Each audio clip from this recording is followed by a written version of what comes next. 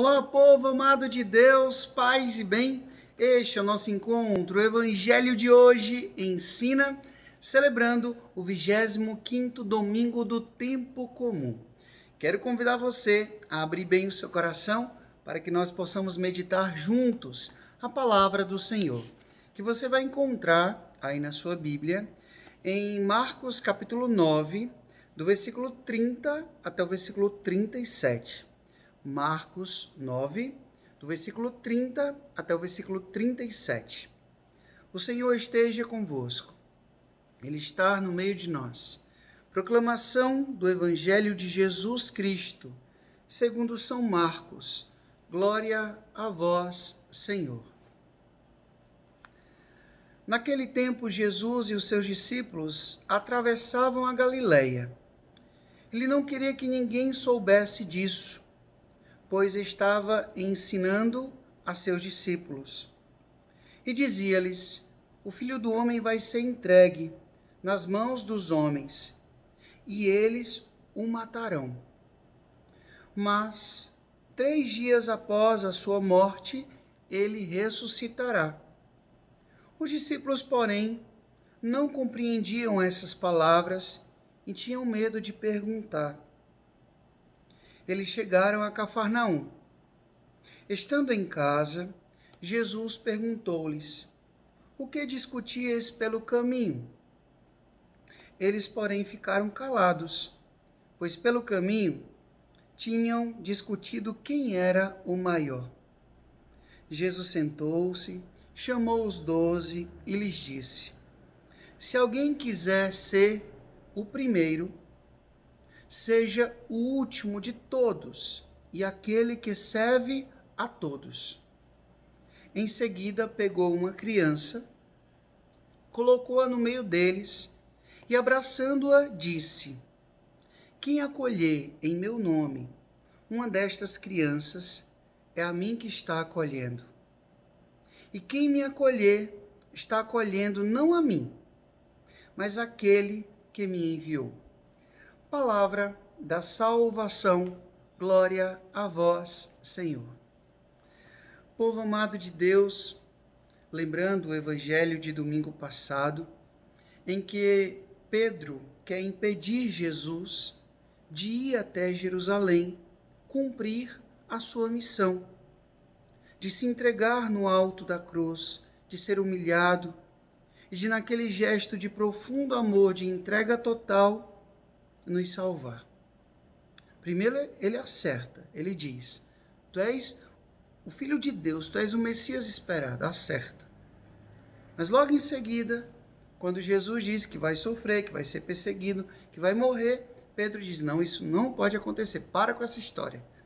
E Jesus diz então: afasta-te de mim, Satanás. Pedro deixa de ser pedra de fundamento para ser pedra de tropeço. E olha só, Jesus continua a caminhada com os seus discípulos, mas pelo que nós vemos hoje, ele dedica agora um tempo mais exclusivo para os seus discípulos. Diz aqui que eles estavam recebendo como que aulas particulares. Jesus nem queria que a multidão soubesse. Ele estava ensinando aos seus discípulos de forma particular. E naquele caminhar, daqui a palavra caminho é muito importante. Caminho aqui é onde a vida acontece, é o nosso cotidiano. Nós vamos aprendendo na vida. Eles estão caminhando com Jesus. Jesus está dizendo, diz novamente aqui: olha, eu vou para Jerusalém, eu vou sofrer, eu vou ser perseguido, eu vou morrer, mas eu vou ressuscitar. E aí o que acontece? Quando eles chegam em casa, Jesus faz uma pergunta: o que vocês estão discutindo aí? O que vocês estavam falando lá no caminho? Casa aqui é lugar de aprofundamento, lugar de intimidade mais profunda. E eles ficaram calados. Por quê? Porque eles estavam discutindo quem era o preferido, quem era o maior dentre eles. É meio contraditório, né? Enquanto Jesus está dizendo que vai sofrer, que vai ser perseguido, que vai morrer, os discípulos estão perguntando dentre eles, discutindo entre eles, quem é o maior? Quem é o preferido? Quem é o queridinho? Então Jesus aproveita exatamente aquela ocasião para nos dar um grande ensinamento. Esse ensinamento aqui não é somente para aqueles discípulos, mas para cada um de nós. Porque, infelizmente, muitas vezes, dentro dos ambientes da igreja, nós percebemos que ainda existe essa lógica. Quem é o maior? De quem o pároco gosta mais? De quem nós percebemos que tem mais lugar, mais evidência? Qual é a pastoral que se destaca mais? Qual é o ministério de música que canta mais bonito? Qual é a comunidade que a festa, o festejo do padroeiro, da padroeira tem mais evidência? Qual é o padre que se destaca mais? Qual é o cantor, a cantora que se destaca mais? Qual é a paróquia que tem mais dinheiro? Qual é a paróquia que tem mais sucesso dentro da cidade, dentro da diocese, da arquidiocese? A lógica do mais, do mais, do mais. Quem tem mais seguidor? Qual é a live que tem mais visualizações? A história do mais. Nós queremos ser mais. E aí Jesus está dizendo o seguinte, olha só. Quem quiser ser o primeiro, aprenda primeiramente a buscar o último lugar e a servir. Se eu quero ser o primeiro na lógica de Deus, eu preciso aprender a buscar o último lugar. Como dizia Santa Teresinha, o último lugar ninguém briga por ele. Ninguém quer. Jesus disse, aprenda a buscar o último lugar. E segundo, aprenda a servir. Porque o maior é aquele que se faz pequeno, é aquele que serve. E aí a gente lembra o que Jesus fez na última ceia. Jesus, sendo mestre e Senhor, o que ele faz? Ele coloca um avental, jarra, bacia, toalha e vai lavar os pés dos seus próprios discípulos. A lógica de Jesus é essa.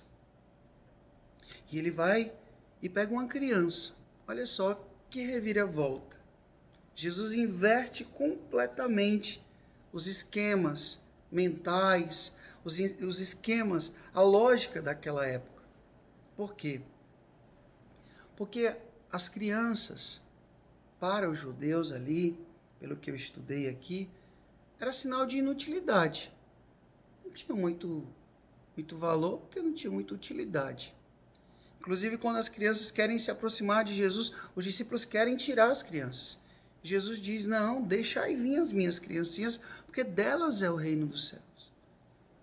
E aí Jesus diz, olha, quem acolher a uma dessas crianças, é a mim que está acolhendo. E acolhendo a mim, acolhe o Pai. A criança é colocada como um modelo de discípulo. Por quê, Frei? Porque, como dizia Madre Teresa de Calcutá, as crianças são os nossos melhores professores. As crianças, elas nos ensinam a sermos sinceros. A criança, ela diz o que pensa. Ela vem na cabeça, ela fala. Ela é sincera. Ela não é hipócrita, ela fala o que está sentindo. A criança é alegre. Às vezes ela nem precisa de muito para poder se alegrar. Às vezes a gente precisa de muita coisa para ser feliz. A criança não. Dá qualquer coisa ali, ela começa a se alegrar, começa a se divertir. A criança, ela é espontânea. Ela não trabalha à base do empurrão. Às vezes a gente precisa de muita coisa para poder agir. A criança não, ela age. Ela é espontânea. E a criança também, ela é confiante. Veja uma criança que é colocada na beira de uma piscina e o pai dentro da piscina, a mãe dentro da piscina diz, vem, se joga. O que a criança faz? Se lança, porque ela confia. ela é dependente do pai, da mãe, ela confia plenamente. Quando ela se sente amedrontada, o que ela faz? Ela corre para o pai, ela corre para a mãe. Ah, se a gente pudesse aprender com as crianças essa dependência de Deus. A gente aprender a correr para Jesus, aprender a correr para Nossa Senhora. Confiar mesmo, sem ficar questionando. Por isso que as crianças, como dizia Madre Teresa de Calcutá, são os nossos melhores professores. Porque a criança é alegre, a criança é sincera, a criança é espontânea, a criança é confiante. Ela confia. Então, meus amados irmãos e irmãs, que nesse domingo nós aprendamos, primeiramente, a buscar o último lugar. Depois, se eu quero entrar na lógica de Deus, na lógica de Jesus, eu preciso aprender a servir. Os cargos que existem na igreja não são para a autoexultação, a autopromoção, mas é para servir. Eu preciso compreender isso. Se não é para servir, não serve para nada. Na lógica de Deus aqui não serve. Por quê? Porque Ele mesmo, Filho de Deus, Ele não veio para ser servido, mas para servir. E que a gente aprenda com as crianças a alegria, a espontaneidade, a sinceridade e a confiança. Louvado seja o nosso Senhor Jesus Cristo, para sempre seja louvado. O Senhor esteja convosco, Ele está no meio de nós. Que Deus Todo-Poderoso vos abençoe. Ele que é Pai, Filho, Espírito Santo, Deus do céu, paz e bem. Curta, comente, compartilhe esse vídeo e faça essa palavra chegar a mais e mais corações. Paz e bem, até amanhã, se Deus quiser.